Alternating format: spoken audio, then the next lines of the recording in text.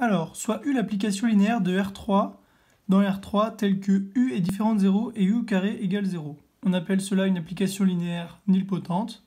Donc, montrer qu'il existe une base B de R3 telle que MB de U est égal à 0, 0, 0, 1, 0, 0, 0, 0, 0.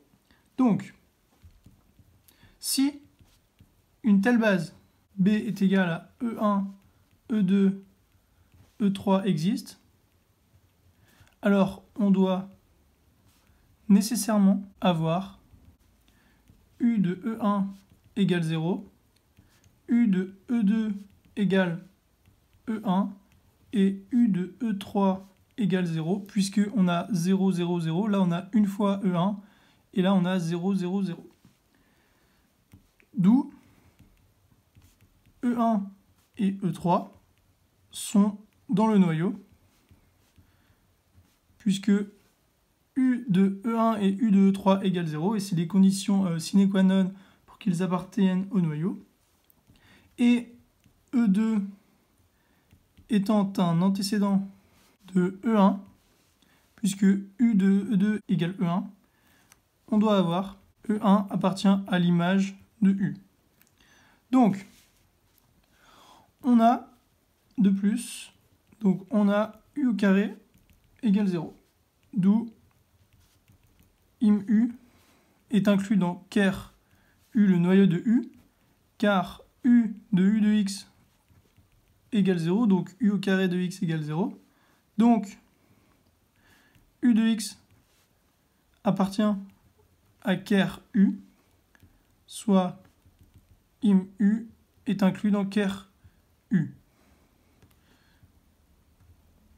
Et donc, si IMU est inclus dans ker U, on a alors dim IMU qui est inférieur ou égal à dim ker U. Donc, d'après le théorème du rang, on a dim IMU plus dim ker U est égal à 3, puisque c'est égal à dim R3, car c'est une matrice de taille 3. Donc, si dim IMU plus dim ker U égale 3, on a dim IMU égale 0 et dim ker U égale 3, puisque dim IMU est inférieur ou égal à dim ker U, ou alors dim IMU est égal à 1 et dim ker U est égal à 2. Donc c'est les deux seules possibilités en respectant cette condition. Or, U est différent de 0 ici. Donc, IMU est différent de l'ensemble vide 0. Et ainsi, dim IMU ne peut pas être égal à 0. Donc, si dim IMU ne peut pas être égal à 0, dim ker U n'est pas égal à 3. Donc, dim IMU égale 1 et dim ker U égale 2. Donc, d'où dim IMU est égal à 1 et dim ker U est égal à 2. On a donc respecté ici les conditions. Alors, soit E2, une base de IMU. Pourquoi est-ce qu'on prend juste 2? Car dim IMU est égal à 1. Donc on prend un seul vecteur qui est une base car génératrice car engendre un vecteur et c'est libre car réduit au vecteur unique. Donc c'est une base de IMU que l'on va compléter, donc que l'on complète en une base E1, E3 de ker U. Comme on a vu tout à l'heure, E1 et E3 ils appartiennent à ker U. Donc d'après le théorème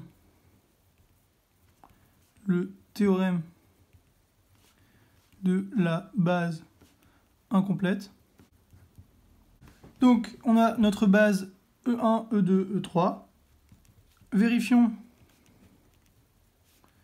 que B est égal à E1, E2, E3 est une base de E.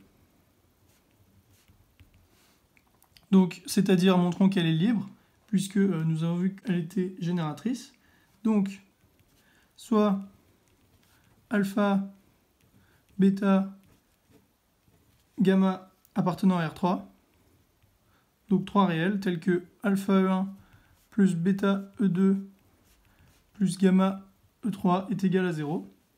Donc, on a U de alpha E1 plus bêta E2 plus gamma E3 qui est égal à 0, mais qui est égal également à alpha U de E1 plus bêta U de E2 plus gamma U de E3. Or, U de E1, ça vaut 0, U de E3, ça vaut 0, car E1 et E3 appartiennent au noyau. Donc, car E1 et E3 appartiennent au noyau.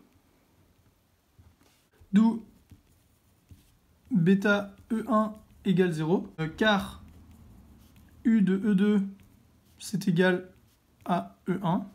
Donc, si bêta E1 égale 0, on a bêta égale 0. Il reste alors alpha E1 plus gamma E3 égale 0. Mais comme U de E1 et U de E3 qui sont égaux à E1 et E3 sont égales à 0, alors on a alpha égale gamma égale 0. Donc alpha égale gamma égale bêta égale 0. Donc la famille E1, E2, E3 est libre. C'est donc bien une base de E. Et alors, on a MB de U qui vaut 0, 0, 0, 1, 0, 0, 0, 0, 0.